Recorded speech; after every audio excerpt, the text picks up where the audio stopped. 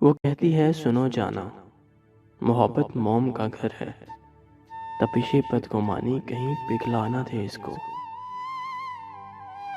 मैं कहता हूँ जिस दिल में ज़रा सी भी बदगुमानी हो, वहाँ कुछ और हो तो हो, मोहब्बत हो नहीं सकती। वो कहती है सदा ऐसे ही क्या तुम मुझको चाहोगे, मैं इसमें कमी कोई गवारा कर नहीं सकती। मैं कहता हूँ मोहब्बत क्या है, ये तुमने ही तो सिखाया है।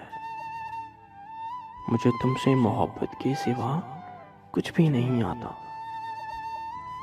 वो कहती है जुदाई से बहुत डरता है मेरा दिल, कि खुद को तुमसे हटकर देखना मुमकिन नहीं है अब।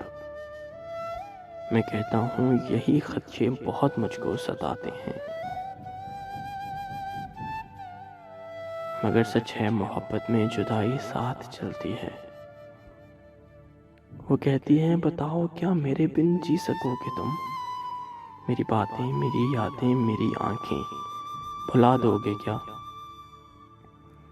मैं कहता हूँ कभी इस बात पर सोचा नहीं मैंने,